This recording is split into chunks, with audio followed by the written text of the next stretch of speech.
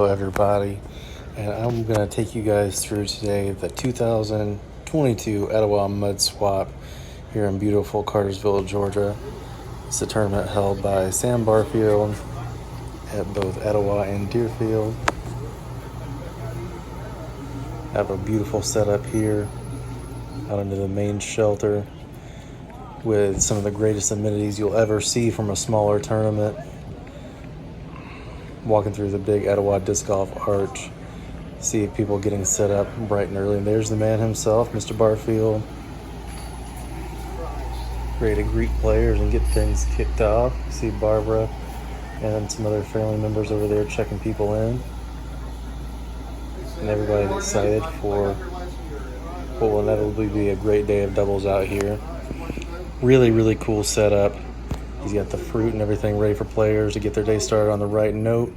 Also have Jake Rohde with rollaway baskets here, having a putting competition, radar gun, and ace competition. You see out there by the tube man, there's a basket where you can try to throw a 200-foot ace for $100. And I don't know that anyone got it. No one had when I was wrapping up, but here's some folks trying the putting competition here. You got some standard size baskets and some marksmen there. And this is the radar gun. Very, very fun. I tried it a few times myself. I think that was a big hit with a lot of the players. Spicy. Here's someone trying the ace competition, and it's harder than it looks to throw a 200-foot straight shot when eyes are on you. So overall, tons of amenities you would not typically see from a double C tier. And on Friday, the day before, there were actually two tournaments, both at Etowah and the Deerfield course, for players to get another sanctioned round in singles. A lot of people starting to show up at this point, getting warmed up on the practice baskets. Both parking lots getting really full. And we'll check out the second location here at Deerfield. Got a couple of vendors out here, including Full Blast Disc Golf over there. Shout out to those guys. And Mr. Lance Marvel over here checking everybody in on the Deerfield side. So jumping into hole 1 at Etowah. It's a pretty straightforward hole. You got to navigate this tunnel here. Slight downhill, pretty straight. And this one will mess with a lot of people because it's a pretty tight bending shot. And the green is fairly small. If you go right, it's buried in tree jail over there. If you go too far left, you are in the famous Etowah mud. So it's a little more forgiving shot-wise, but a lot messier. Get our first look at the mud over there. Some more of our players fishing a disc out I can get that out with a retriever. Got to have a retriever out here. Approach into the green. Oh, right side chains just did not quite stick. Great looking shot though. And that one will hyzer out a little bit early, and we'll get a look at this guy trying to fish his disc out of the mud, also using a retriever. And if you have one and you're playing at Etowah, definitely bring it along. Not a ton of water in play, though there is some, but the more mud you can avoid, the better. Let's see how he does here.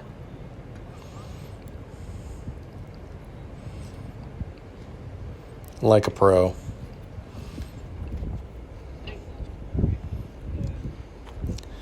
Fishing another disc out of the deep there.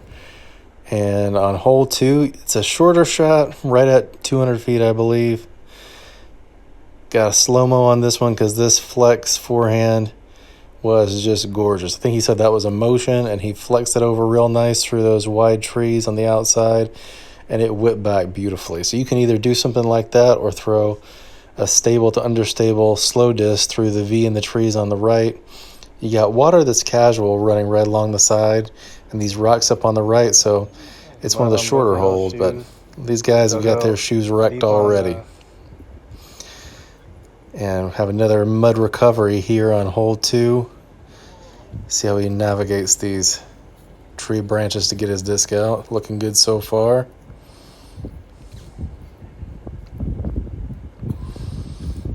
And success. Always good to see people navigating the mud without getting too filthy. And banging in a putt from deep right after that disc recovery. Great job. You see, this green's not too uneven, but it is tricky because it's so tight. Hole 3 is our longest hole in the course, 575, dead straight. Trees on both sides and lots of mud on either side as well. So you're rewarded with distance, but you got to keep it on the fairway, or you can get punished like this shot does here. One of our female players piping a shot right down the middle. That's what you want to do right there. Even if you can only eat up about 250 feet off the start, if it's in the middle of the fairway, you got a shot. Nice up shot there, allowing her partner to go for it. And he does, just missing a tiny bit left from about 150 feet. So it's I would consider number 3 to be one of the signature holes out here, even though it's not quite as picturesque as number 4. The famous cave hole. It's been on the end of a calendar. It's been on Sports Center. You guys have definitely seen this one before. One of the most unique and beautiful holes in Georgia, maybe in the country. And these guys are showing why it's difficult. It's a little bit downhill to start and then way uphill to the cave. You have a couple small landing platforms here. I'm up above the cave on this angle. And this guy plays it pretty nicely. If you don't feel like you can reach it right there where he lands, just short of the cave mouth, it'll give you about a 20-foot uphill putt right here. That's very manageable. So if you don't feel like you can get all the way there in one, that's a really good bailout area, just short. And I will say this vantage point may not have been worth the payoff, but it was kind of fun seeing the shots from an unusual angle. I did break my tripod here, so I missed some of the guys in the second round. I would have loved to get everyone on film, but after that, it was hard going filming with a bipod, as it were. Nice forehand there. I like the forehand line on this hole, actually. But he gets a little bit right. Great putt there from that short landing area. Really good job. Got some putts from kind of the middle bottom of the hill there. And these guys over on the left side is another place you can stick, but it's not too kind on that shot. Hole 5, you're throwing down a tight tree tunnel the whole way here. It never gets much wider than about 10 feet. And then it opens up a little bit on the green. That's a playable shot there, but a little shorter than he wanted. Going thumber here. Skips up. That'll work. Basically, you're just trying to get through as much of that tree tunnel as possible and not go on the left. If you're on the left, you're in deep mud and your footing is going to be pretty rough. As you can see here, we've got these raised pallet-like paths, and if you're left of there, you're in that deep mud. You can see all over here that fallen tree almost has like a little lake under it. So 5 is one of the trickier holes. 6 is a right bending, a little over 300-foot hole. A lot of people play a forehand on this one. This guy tries to do here. Got a little turned over, but it's almost better to be on the left side than cut off early on the right. This one's played really nice, flexing through that line. He's going to have about a 20-foot putt. It's a gorgeous line there. A little short, but I think that one probably got him a decent shot. And this is the short miss here. Nice upshot. Be able to save that for par pretty easily. And that's our green. Pretty nice green on this one. Fairly open and be able to see everybody tapping in.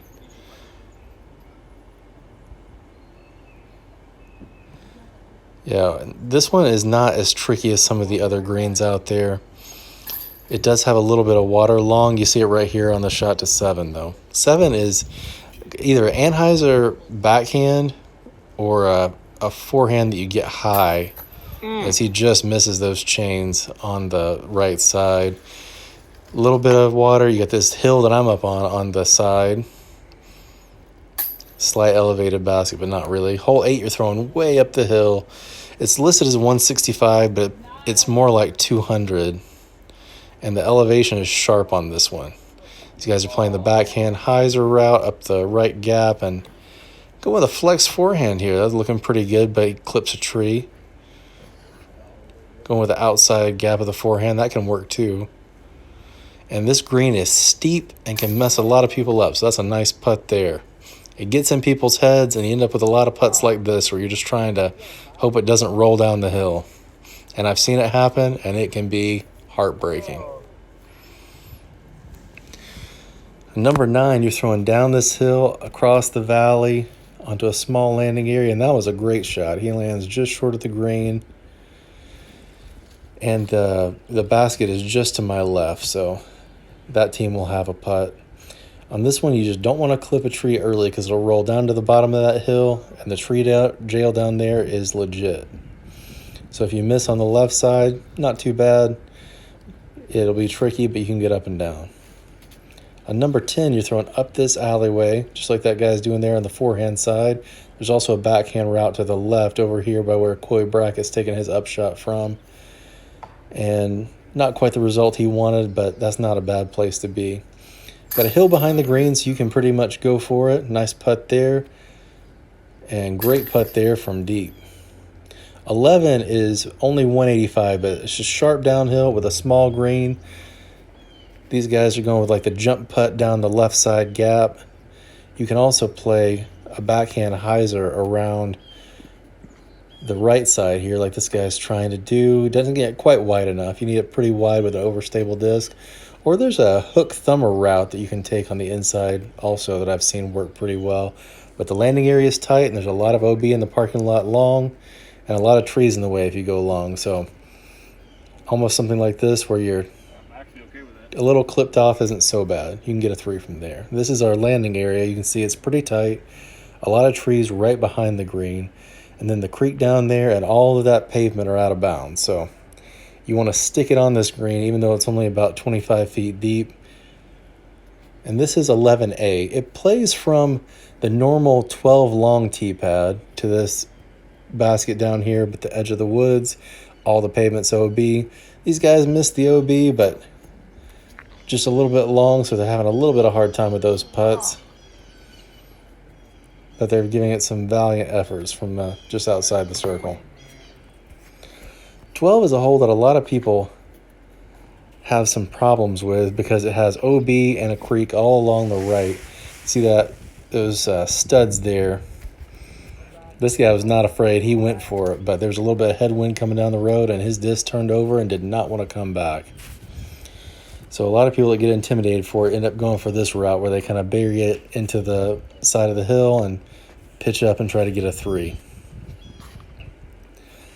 That one had the right idea. Pushing it wide around that telephone pole actually does a pretty good job.